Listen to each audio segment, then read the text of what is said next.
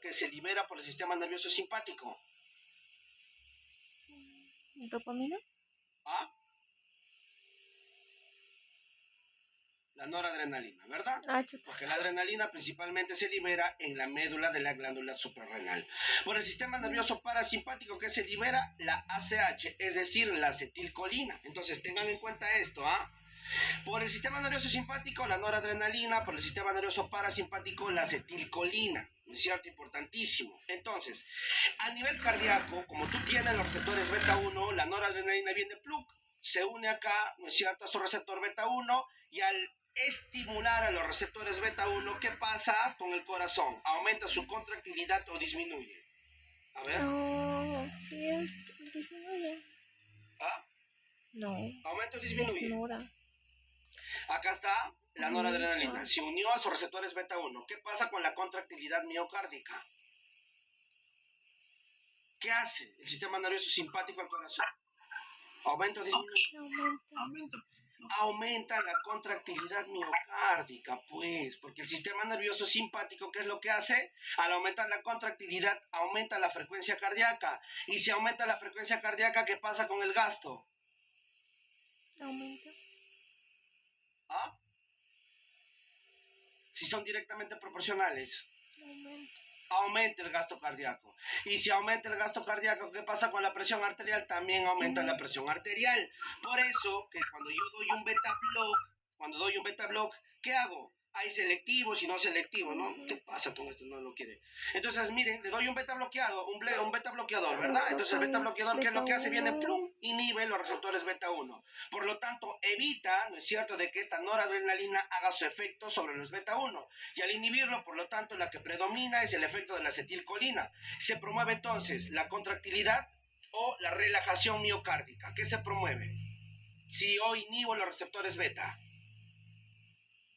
con los beta block, disminuyo la contractilidad, pues. Y al disminuir la contractilidad miocárdica, disminuyo la frecuencia cardíaca. Si disminuyo la frecuencia, disminuyo el gasto cardíaco, por lo tanto, disminuyo la presión arterial.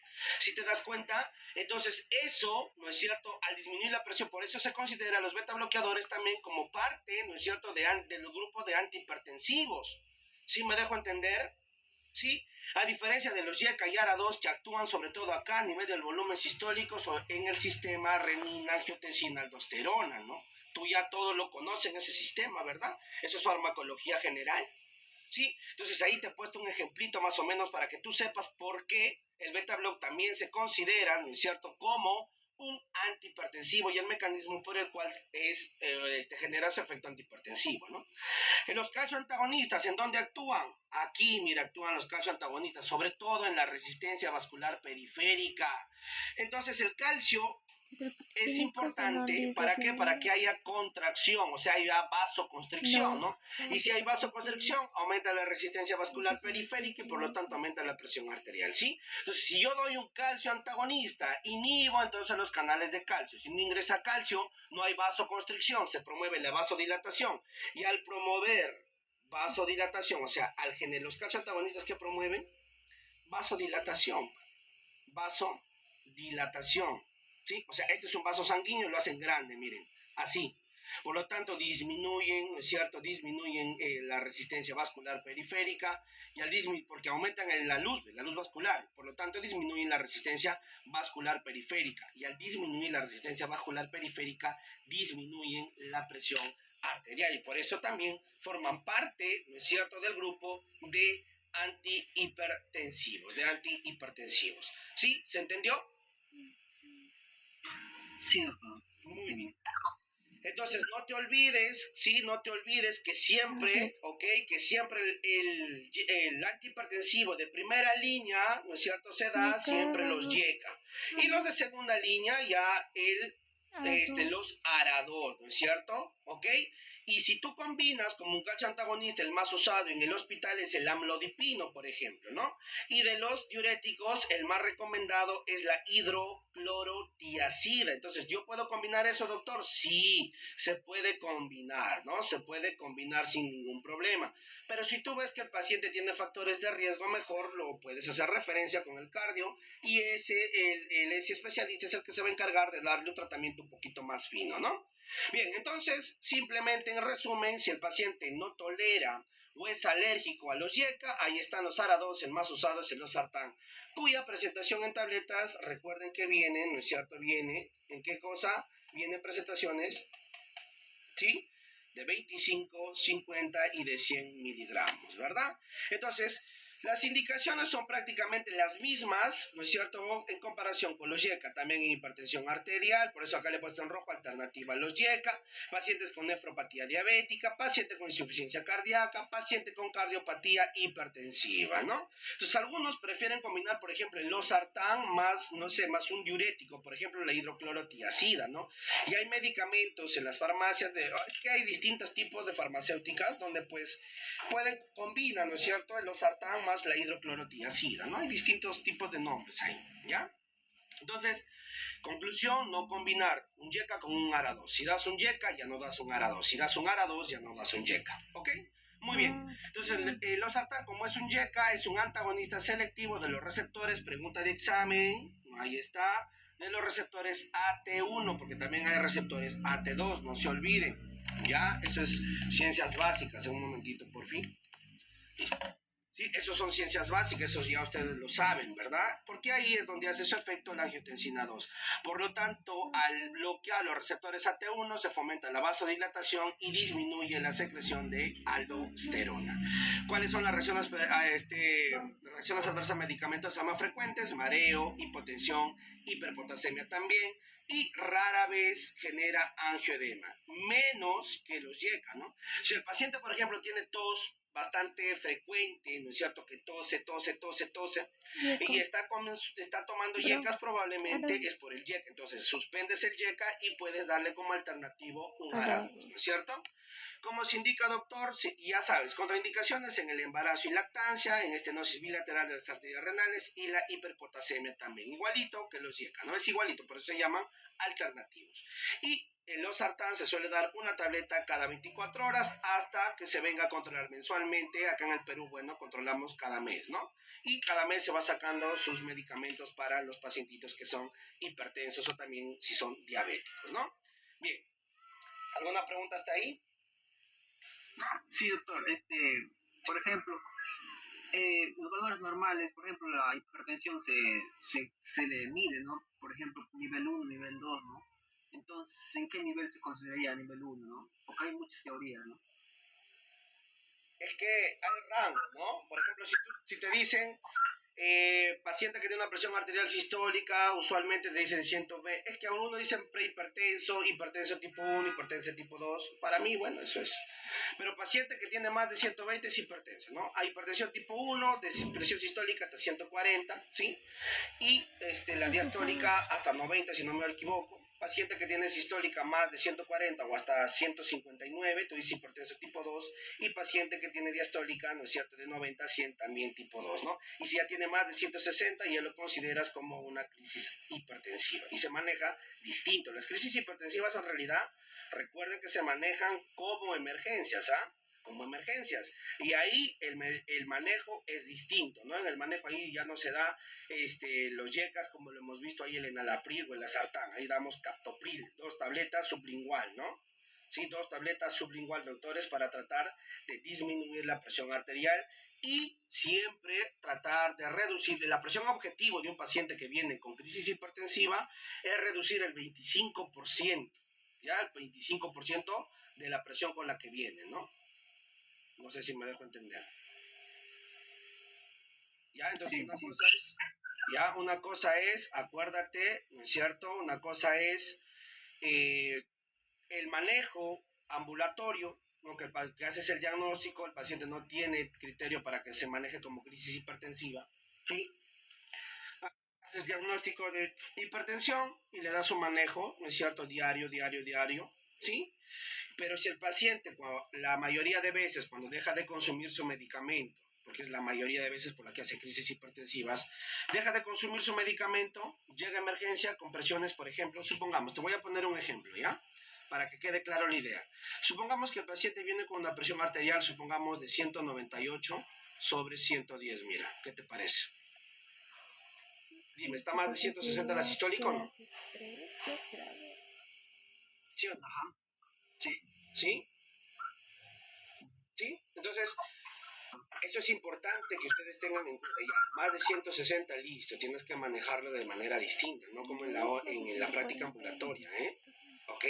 Entonces, ¿qué hago, doctor? Ahí sí, lo que usamos aquí, porque nosotros lo ideal, ¿no es cierto? Que en otros países usan, bueno, ahí son países desarrollados, pues, ¿no? Pero acá por lo menos lo que tenemos a la mano, si un alternativo importante es el captopril, ¿ya? El captopril. ¿De cuánto vienen las tabletas del captopril? ¿De cuánto viene el captopril? Tabletas. Ya, miren, hay una crisis hipertensiva, dense cuenta, 198, 110, mira. ¿De cuánto dijiste? 5 y 50 miligramos. ¿De cuánto? De 25 miligramos. Muy bien. Entonces, lo que tenemos en los hospitales, por lo menos en los nuestros, tenemos de 25 miligramos, ¿no? Entonces, ¿cuánto se debe dar? Se debe dar 50 miligramos. O sea, quiere decir que tienes que dar, ¿cuántas tabletas si tienes de 25? Dos tabletas. Pues si tienes de 50, Sería uno. Eso es por lógica, ¿no? Ya se supone, chicos, ¿ah? Entonces, captopril de 25 miligramos, dos tabletas sublingual, ahí está. Doctor, pero ¿cómo sé que mi paciente está mejorando y cómo yo sé que el paciente sí está, ya se está manejando su crisis hipertensiva? Entonces, en ese momento, tú tienes que, ¿qué dice tu literatura? Que tiene que reducir el 25% para que tú digas, mi paciente ya alcanzó su presión objetivo. O sea, tienes que sacar el 25%. El 25% de 198, ¿cuánto es? Vamos a ver entonces cuánto sería la presión objetivo de este paciente. Presión objetivo. ¿Ok? ¿Qué es lo que tienes que llegar para que tú digas que ya lo controlaste en esa crisis hipertensiva? A ver, vamos. El 25% de 198, ¿cuánto es? 99.5. ¿Seguro? Sí, a ver, yo lo voy a sacar, ¿ok? 99.5 dices. 49.5. Ya, 49, yo escuché 99, ya. Voy a confiar en ti, ¿ah? Entonces, 49.5, entonces 198 menos 49.5, ¿cuánto te da? 198 menos 49.5. 148.5. Ya, 148 lo dejas. Y la sistólica igualito, saca el 25% de 110. 27 por ahí. ¿Sí? Saca el 25% de 110.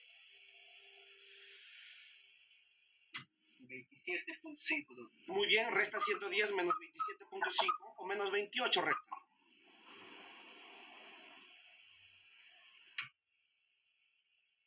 ¿Cuánto te da? 82, doctor. 82. Y esta va a ser tu presión objetivo. O sea, tienes que tratar de llevar a esa presión a tu paciente. ¿Sí te das cuenta? Entonces, si el paciente llega a estas presiones que son las presiones, ya controlé la emergencia hipertensiva, puedo darle de alta y tengo que decirle al paciente que siga tomando su medicamento como se debe. ¿Sí? Como se debe. ¿Estamos claros? ¿Sí? ¿Se entiende? Sí, doctor, sí. Bien, entonces así, doctorcito, pero si yo le doy una primera dosis de captopril sublingual y el paciente no mejora, ¿qué hago? ¿Le puedo dar una segunda vez? Sí, le puedo dar 2 veces esto, chicos. 2 veces la misma dosis. Doctor, no me funcionó con la primera dosis, no me funcionó con la tercera dosis. ¿Cuál es el tercer paso? Según el Aptoday, ¿qué usamos? El nifedipino. Nifedipino, doctores. El nifedipino. ¿Sí? Y con el nifedipino vas a ver cómo el paciente recontra mejora. Hasta ahora 2 pacientes nada más me han venido así, que a las dos dosis, ¿no es cierto?, sublingual de captopril no mejoró, le dimos nifedipino y el paciente mejoró recontra bien. ¿Ok? ¿Estamos claros? Claro, tienes que evaluarlo cada cuánto tiempo. Lo ideal, te dice la literatura, entre 30 minutos a 1 hora, ¿no? Es una media a los 45 minutos, tú ya tienes que estar reevaluando a tu paciente, ¿no? Lógicamente, si el paciente tiene una crisis hipertensiva, va a venir sudoroso, va a venir pálido, va a venir medio somnoliento. Y cuando toma la presión arterial, el pulso está demasiado rápido.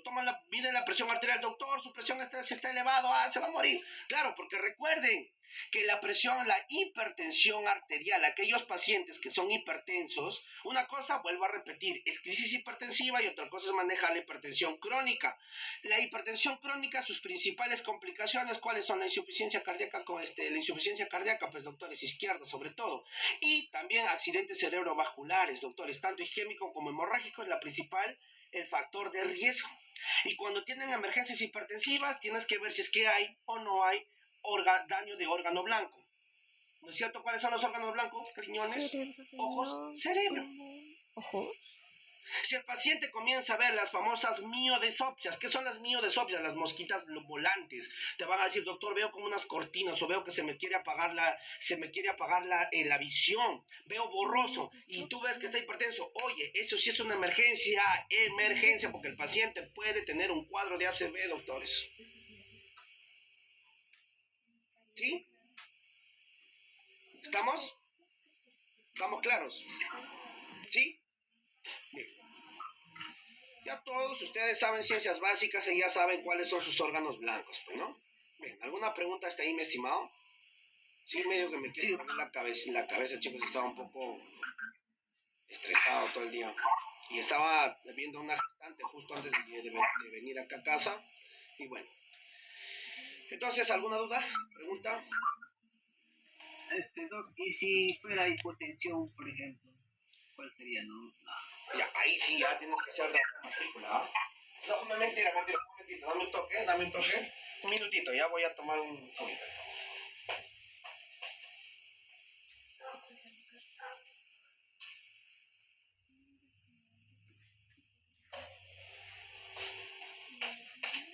Listo. ¿Qué me decías?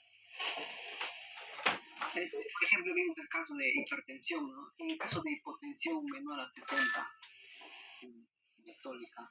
Ya. Ahí sí me llamas, ¿no? No vayas a llorar, ¿ah? Me llamas, doctor, estoy asustado, ¿no? No, mentira. Es que cuando el paciente está hipotenso, lo que puedes hacer es, ¿qué tienes que hacer primero? Siempre recuerda, paciente que está chocado con su una presión arterial media menor de 65 o una sistólica menor de 90, tienes que hacer siempre el manejo del ABC y buscar cuál es la causa de la hipotensión. La mayoría de veces es por hemorragias, ¿no? La mayoría de veces, no te digo siempre, sino la mayoría de veces tienes que ver cuál es la causa. Pero primero, ¿qué tienes que hacer? Estabilizar a tu paciente. Entonces, cuando el paciente está hipotenso, tienes que dos soluciones son las fundamentalmente usadas y las que te recomienda el ATLS, en realidad distintas guías, ¿no? ¿Cuáles son esas dos soluciones, doctores? Acuérdense, la solución fisiológica, la famosa cloruro de sodio, el 0.9%, que tienes que darle en bolos al paciente, no si está chocado, y el lactato de Ringer, ¿no? Que ese debería ser el mejor, el lactato de Ringer, pero eso no lo tenemos. Lo que sí tenemos es la solución fisiológica, el 0.9%, ¿no? Y un truquito es que multiplicas, por ejemplo, 10 ml por el peso del paciente para que le puedas chorrear, ¿no? Si tu paciente, por ejemplo, pesa 80 kilos por 10, lo pasas 800 mil, le pasas un litro si tú quieres, pero no pases más de 3.5 litros. ¿Por qué no más de 3.5 litros? Porque si tú pasas más de 3.5 litros, hay mayor riesgo de ¿qué cosa? De edema agudo de pulmón. Mira, ¿qué te parece? ¿Ah? ¿Estamos claros? Entonces, ¿para qué le voy a hidratar? ¿Para qué viendo venosa? Lógicamente con dos vías periféricas. Recuerden su ABCD, pues eso ya lo saben ustedes. Entonces, por un lado, para poder hidratar y por el otro lado, si en caso no lo amerite, colocar el tratamiento medicamentoso, ¿no es cierto? Por vía endovenosa. ¿Sí? ¿Estamos claros? ¿Sí? Eso es lo que usamos, ¿no es cierto?, de emergencia en los hospitales, ¿ya? Y siempre monitoreando, ahí sí tienes que monitorear cada 15 minutos o cada media hora todas sus funciones vitales, ¿no? Bien. ¿Ya? Y si no lo puedes manejar y no hay área de hospitalización, por ejemplo en el Serum, tienes que hacer su referencia, ¿no? Llevarlo de emergencia a un centro de mayor complejidad, ¿ya? Bien. Vamos entonces hablando ahora de los otros grupos de medicamentos con respecto al acetaminofén, o también llamado paracetamol, y los AINES, ¿ok? Muy bien, entonces cuando hablamos de acetaminofén o de paracetamol, doctores, ahí le he puesto un ojo, miren, ahí está el ojito, ¿cierto? No es un AINE, no se considera un AINE. ¿Por qué no se considera un AINE? Porque recuerda, primero, para que sea un AINE, tiene que tener tres características fundamentales. ¿Qué características debe tener un AINE, mi estimado? A ver. Inhibir la vía COX. ¿Qué característica tiene un AINE? Tiene que características Antiinflamatorio, que antipirético. no tiene las tres A, ¿no? Que debe tener las mismas AINES. ¿No? O no cumple, ¿no? Con la acción antiinflamatoria. Ya, muy bien. Los AINES, ¿qué características tienen? Que son analgésicos, antipiréticos, ¿verdad? Y Inflamatorios. antiinflamatorios. Y antiagregantes, plaquetarios, ¿no? No, eso está. Ahorita te voy a explicar, ¿ya? Y te voy a explicar eso justamente. No, bueno, eso sería farmacología en general, un poco de ciencias básicas, ¿no? Ya, eso se llama. No es que, por ejemplo, si tú me dices la aspirina es el que tiene mayor efecto sobre la COX-1, ¿no? O sea, de manera preponderante inhibe a la COX-1, por eso es que su efecto antiagregante también es mucho mejor. ¿Sí? ¿Por qué? Porque si inhibes a la COX-1, ¿cuál es su rol?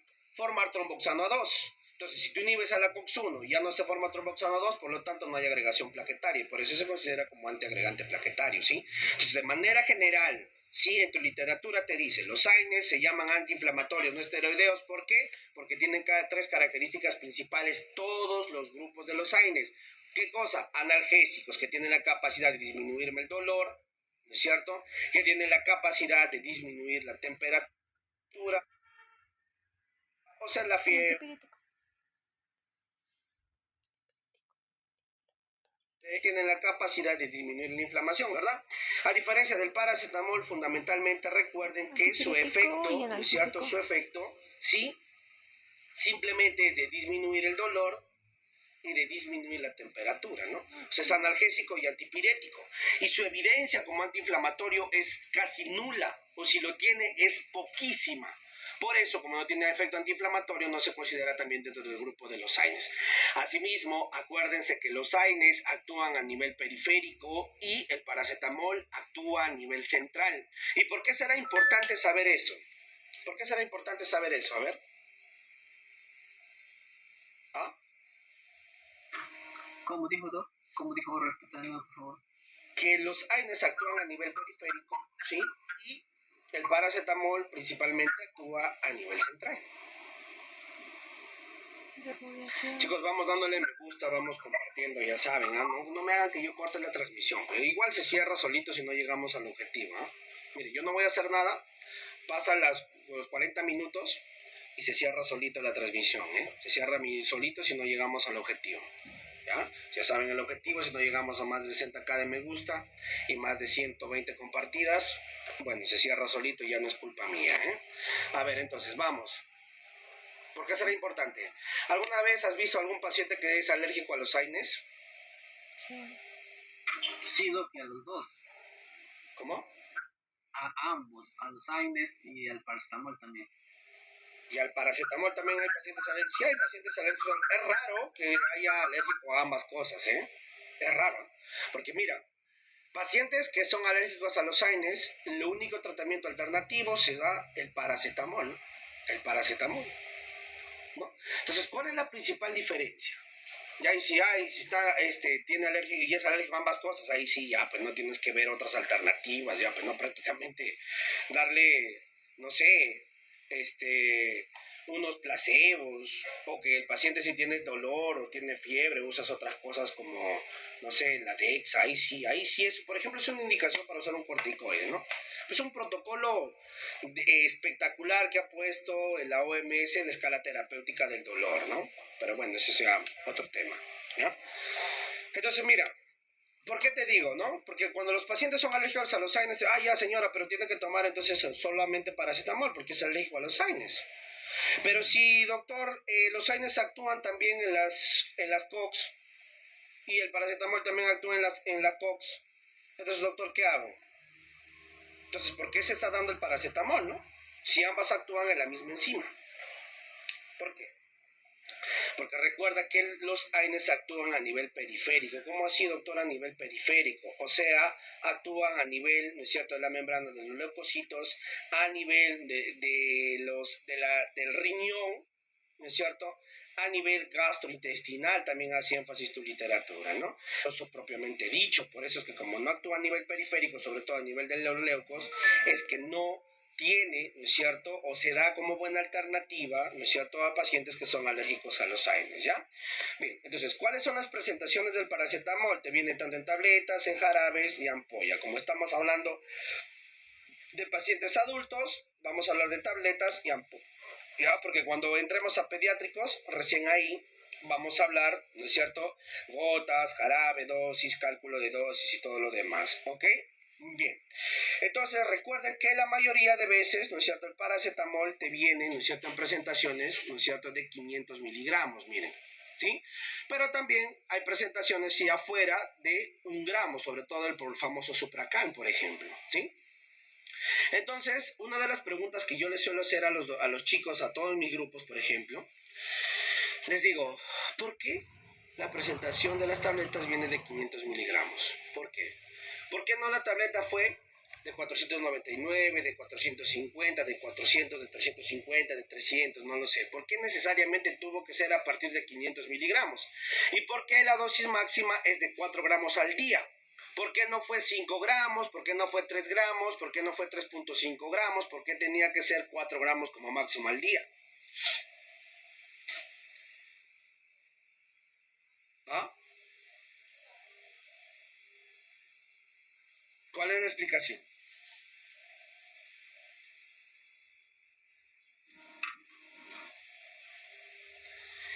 Que farmacológicamente, chicos, miren, y siempre hago esto, ¿no? Me gusta compartirlos. Hay una rama de la farmacología que se llama farmacometría. Y por favor, quiero que estés atento acá, ¿sí?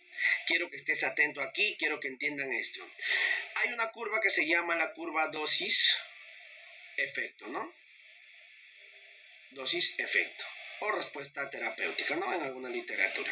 Si por acá lo vas a encontrar así.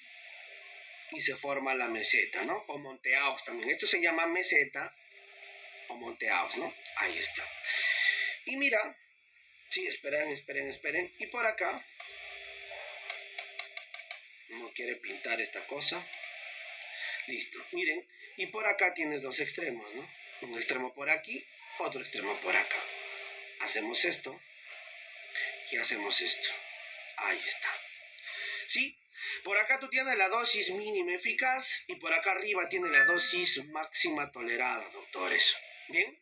La dosis mínima eficaz y la dosis máxima tolerada. ¿Bien? Entonces se supone, ¿no es cierto?, que, miren, se supone, doctores, ¿no es cierto?, que conforme yo voy aumentando la dosis, tiene que ir aumentando el efecto terapéutico, ¿sí o no? ¿Sí me entienden la lógica? Si yo aumento la dosis, tiene que ir aumentando el efecto terapéutico. Entonces, a partir de cuánto yo tengo efecto terapéutico, o sea, actividad intrínseca, mejoría en el paciente cuando estás por encima de la dosis mínima eficaz. Por eso que 500 miligramos se da. ¿Por qué? Porque vas a estar por encima de la dosis mínima eficaz. ¿Y para qué, doctor, necesito estar por encima de la dosis mínima eficaz? Para poder alcanzar el efecto terapéutico que buscas con ese medicamento, pues. ¿Sí me dejo entender? Bien. Entonces, si yo sigo aumentando la dosis, tengo que seguir aumentando el efecto terapéutico, ¿sí o no? Pero miren, llega un punto en la que se forma la meseta. ¿Pero por qué se formará la meseta?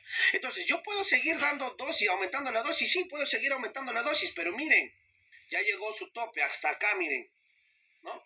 Si yo sigo aumentando la dosis, si te das cuenta, ya se forma la meseta. Ya no sigue esta línea roja, ya no sigue aumentando hacia arriba, ¿te das cuenta? Si no, se forma la meseta, por más que aumente la dosis. Y ahí sí voy a tener más fármaco libre, supero la dosis máxima tolerada, por lo tanto, aumento, ¿no es cierto?, las concentraciones de fármaco libre, y al aumentar las concentraciones de fármaco libre, genero intoxicación por el fármaco que estás dando, ¿no? Ahí está la intoxicación farmacológica. ¿Se dan cuenta? Entonces, sencillo, yo siempre les suelo poner un ejemplito. Miren, supongamos que tú tienes 3000 receptores para un determinado fármaco, ¿sí? De esos 3000 receptores, tú das una dosis, ¿no es cierto? Das una dosis de un medicamento X y de esos 3000 receptores usas 2000 receptores. ¿Para qué? Para tener efecto terapéutico. Ahí está. Entonces, ¿cuántos receptores libres te quedan? ¿Cuántos receptores libres te quedan? Si ya usé 2000 para ese fármaco. 1000, doctor. 1000 receptores me quedan libre. Entonces dime, ¿yo puedo seguir aumentando la dosis o no? Porque todavía tengo o no tengo todavía receptores libres. Sí, pues tengo receptores libres. Por lo tanto, ¿sigo o no sigo aumentando la dosis? ¿Puedo seguir aumentando la dosis? Sí, está. Claro. ¿Por qué? Porque solamente ocupé 2000 receptores con una determinada dosis. Entonces, ¿puedo aumentar la dosis? Sí, aumento la dosis y ocupo los 1000 receptores más que estaban libres. Por lo tanto, ¿qué va a pasar? Aumento también el efecto terapéutico. Y si yo sigo aumentando la dosis, dime, ¿aumentarás el efecto terapéutico o no? Sí, doctor, se mejora, ¿no? Un mejor efecto. Si ya ocupaste los 3000 receptores, y si sigo aumentando la dosis, ¿por qué aumentaría más el efecto? No, en ese caso sí ya sería tóxico para el cuerpo, ¿no? Claro, porque ya ocupaste los 3000 receptores que tenías para ese medicamento. ¿Me dejo entender? Por lo tanto, eso se llama saturación, doctores. Entonces los receptores se saturan. Y cuando tú los saturas, o sea, ocupaste todos los receptores que estaban libres, por más que deas más medicamento, ya no hay receptor libre. Por lo tanto, ya no vas a tener más efecto terapéutico. Es por eso que se forma la meseta, pues porque ya ocupaste los 3000 receptores. ¿Me dejo entender? Si yo ocupé los 3000 receptores, ya no sigue aumentando el efecto terapéutico. Por eso se forma eso, ¿no? La meseta o el monte Aux, lo dice la literatura, ¿no? Se forma la meseta o el monte Aux. Miren, va a seguir así la meseta, por más que siga aumentando la dosis. Y si yo sigo aumentando la dosis, no tengo efecto terapéutico, pero sí voy a tener más fármaco libre. Por lo tanto, mayor riesgo de intoxicación farmacológica, doctores. ¿Me deja entender? ¿Sí? Sí, Muy bien. Así de sencillo, ¿ven? Correcto. Entonces seguimos avanzando, ya saben, ¿no es cierto?, que las tabletas se dan en niños mayores de 12 años y en pacientes adultos. La dosis máxima es de 4 gramos por día. La reacción adversa medicamentosa más frecuente del paracetamol es la hepatotoxicidad, ¿no es cierto? La hepatotoxicidad hepatocelular. Entonces, ¿cómo se puede prescribir una tableta de 500 miligramos cada 6 o cada 8 horas, máximo por 3 días, no más, ¿ah? ¿Y puedes dar 1 gramo? Sí. ¿Puedo dar 1 gramo cada 6 horas? Sí. ¿Puedo dar 1 gramo cada 6 horas o no, chicos? ¿Puedo dar 1 gramo cada 6 horas o no? Sí, doctor. Claro, porque no superas más de 4 gramos. O sea, al día, como máximo, puedes dar 4 gramos sin ningún problema. Muy bien. Ahora vamos con los AINES. Igualito, hay presentación en tabletas, en jarabe, ¿no es cierto? Y en ampolla. ¿Sí? Tabletas, jarabe y en ampolla. ¿Correcto? Muy bien. Entonces, sí, recuerden que por su mecanismo, entonces estamos hablando de adultos, tabletas y ampollas, ¿no? Por su mecanismo principal, ustedes ya saben, la vía de la ciclooxigenasa, sus ciencias básicas. Igual estén atentos porque probablemente de 2 a 4 de la tarde yo esté dictando en pizarrita ciencias básicas, específicamente farmacología y fisiología, ¿ya? Entonces, de 2 a 4 de la tarde, chicos, va a ser así, ¿ya? Farmacología y fisiología vamos a estar viendo de 2 a 4 en pizarra. En la noche de 7 a 8, así en estas horas, igualito vamos a estar viendo clínicas y quirúrgicas. ¿Ok? Entonces, de 2 a 4, acuérdense, básicas. Fármaco y fisio. ¿Ya? Muy bien. Entonces, sus efectos secundarios principales es hemorragia digestiva, ¿no es cierto? Y la insuficiencia renal renal, insuficiencia renal aguda, pero renal, fundamentalmente. Entonces, dentro de los AINES, lo más común que vas a ver es el ibuprofeno y el naproxeno. Miren, la presentación del ibuprofeno, tabletas y jarabe. Como estamos hablando de adultos, tabletas. ¿De cuánto viene, doctor? La tableta del ibuprofeno de 400 miligramos. ¿Cómo damos? Una tableta cada 8 horas por 3 días, no más. También tiene su explicación del por qué. Y el naproxeno, doctores, el naproxeno, recuerden que las tabletas vienen usualmente en presentación de 500 miligramos y se da igualito cada 8 horas, idealmente por 3 días, ¿ya? Y el naproxeno, al igual que el diclofenaco, como vamos a ver en la siguiente lámina, se suele dar, ¿no es cierto? Se suele dar en dolores de tipo osteomusculares, ¿no? Entonces, lógicamente, recuerden siempre usar la escala visual del dolor, ¿no? La escala de EVA, ¿ya? Para que más o menos tú sepas o tengas una idea de cuánto es la intensidad de dolor que tiene tu pacientito, ¿ya? Muy bien. Entonces acá vamos acabando con diclofenaco, ¿ya? Entonces el otro medicamento, miren, el otro AINE es el diclofenaco, doctores. es el diclofenaco. Y recuerden que el diclofenaco viene tanto en presentación igualito, tabletas, ampolla y en crema, ¿sí? Y es el más usado para el manejo del dolor de tipo osteomuscular. ¿Ustedes han visto la combinación de diclofenaco más dexametasona o no? Sí, doctor, muy común. Es muy común y sí se debería dar usualmente el diclofenaco con la dexametasona o no. ¿Ah? ¿Si damos o no damos? ¿Qué opinan? Si el paciente es saludable, no creo que hubiera inconvenientes. Ok, mira, el diclofenaco en ampolla ¿de cuánto viene? Miligramos. Ampolla, ¿de cuánto viene? ¿Ah? 75 miligramos, ¿verdad? Correcto. Más dexa, ¿no? La famosa combinación. Dexametasona. ¿Y esta de cuánto viene la ampolla? Usualmente. 4 miligramos, correcto. Y esa es la combinación, ¿no? Diclofenaco más dexametasona, una ampolla intramuscular cada 24 horas por 3 a 5 días, dice, ¿lo indican, sí o no? ¿Sí o no? ¿O miente? Sí, Claro, sí, vamos a ver si es que es correcto, vamos a ver. Justo yo también comentaba los 10 grupos anteriores que tenía, que cuando estaba yo haciendo doctores, fui a una conferencia de gastroenterología, de hemorragia digestiva, y el gastroenterólogo, doctores, el especialista dice que a su emergencia llegaban bastantes pacientes con la famosa hematemesis, ¿no? Los pacientes llegaban a la emergencia con cuadros de hematemesis. Llegaban con cuadros de hematemesis, miren, ¿ah? ¿Qué es hematemesis? ¿Ah?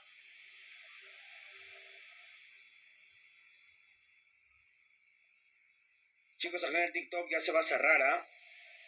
Ya me salió el aviso, ya se va a cerrar si no llegamos al objetivo. Miren, recién 22 compartidas. Sí, recién 22 compartidas y ni siquiera la mitad del objetivo de me gusta. La gran mayoría, vómito con sangre, cero a todos los que me han dicho vómito de sangre definitivamente. Sangre en heces, me dice vuelta. Hematemesis es sangre en heces, ¿sí? Vómito con sangre, dice, ¿dónde han leído que es vómito con sangre, ah? La definición correcta de la hematemesis es vómito de sangre, ¿sí? Es el vómito de sangre o sangre vomitada, ¿sí? Vomitada. ¿Por qué? Porque la hematemesis, recuerden que hace referencia a hemorragia digestiva alta por úlcera, pues doctores. ¿Y los AINES son una causa de úlcera o no? ¿De úlcera péptica, sí o no? Es la segunda causa más frecuente de úlcera péptica, son los AINES, pues doctores. A la cabeza están ¿qué? El Helicobacter pylori, sí, pero en segundo están los AINES. ¿Ok? Y como hay una úlcera, como hay una herida, sangra. Y al sangrar, ¿ese a dónde se acumula? En la luz intestinal. Y cuando tiene de 80 a 100 mililitros, el paciente puede vomitarlo o puede eliminarlo a través de las heces, la famosa melena, que eso indica hemorragia digestiva alta, doctores. ¿Ok? Si tú me dices vómito con sangre, el vómito es de contenido normalmente es de contenido alimenticio o no. ¿Ah? ¿Sí o no? Claro, si yo he comido hace, no sé, 2 horas, me cayó mal, lo vomito mi comida. Pero no quiere decir que yo tenga una úlcera, pues está mal que me digas vómito con sangre, está mal. Para eso estamos aquí, para que puedan aprender. ¿Estamos claros? Es totalmente distinto. Vómito de sangre, o sea, es una sangre de puro vómito, cuando tú lo vomitas, lo que vomitas es sangre, pues. Ya, entonces en tu literatura, en tu semiología te dice sangre vomitada o vómito de sangre. Eso es lo correcto. ¿Y cuál era el antecedente? De que todos los pacientes que entraban con hematemesis tenían esa combinación de diclofenaco más dexametasona, chicos, como antecedente. Y el gastroenterólogo, el especialista, dice, yo no sé de dónde han leído, yo no sé de dónde lo han sacado, dice, ¿no? ¿De dónde ha sacado esa combinación? Y todavía, ¿por qué 3 días? Y tiene una explicación, yo acá te voy a decir porque te quiero mucho y te voy a explicar pero no vueles, ya no vueles. Mire, y voy a dibujar tu membrana todavía acá, mira. Así, ciencias básicas. Se supone que ciencias básicas ustedes ya lo deben manejar, ¿no? Farmacología general lo deben manejar al revés y al derecho, ¿sí? Al revés y al derecho, chicos. Farmacología general, ¿no es cierto? Sí, esto se hace en sinergia con farmacología y prescripción médica y también con fisiología, ¿ok? Sí, y también con fisiología. Entonces, recuerden que cuando hay un proceso inflamatorio, ¿no es cierto?, se libera y se forma ácido araquidónico, ¿verdad? Araquidónico, ¿verdad? Sí, el ácido araquidónico, que es un eicosanoide, ¿por qué? Porque dentro de su exoesqueleto, dentro de su estructura, tiene 20 carbonos. Entonces, para que se forme el ácido araquidónico, doctores, ¿cómo se llama la enzima principalmente involucrada, ¿no es cierto?, que usa los fosfolípidos de membrana para formar ácido araquidónico. ¿Cómo se llama esa enzima? Fosfodiesterasa. Esperen, no se emocionen. Primero entiendan la patología, entiendan los medicamentos que están dando. Vamos. ¿Cómo se llama?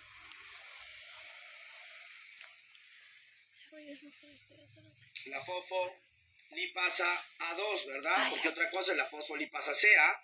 La fosfolipasa A2 es la enzima encargada que usa sobre todo, ¿qué cosa? Las colitas hidrocarbonadas de los fosfolípidos como precursores para formar, ¿qué cosa? Ácido araquidónico, pues chicos, ácido araquidónico. Entonces, ¿cómo se llama la enzima? La fosfolipasa A2. Muy bien.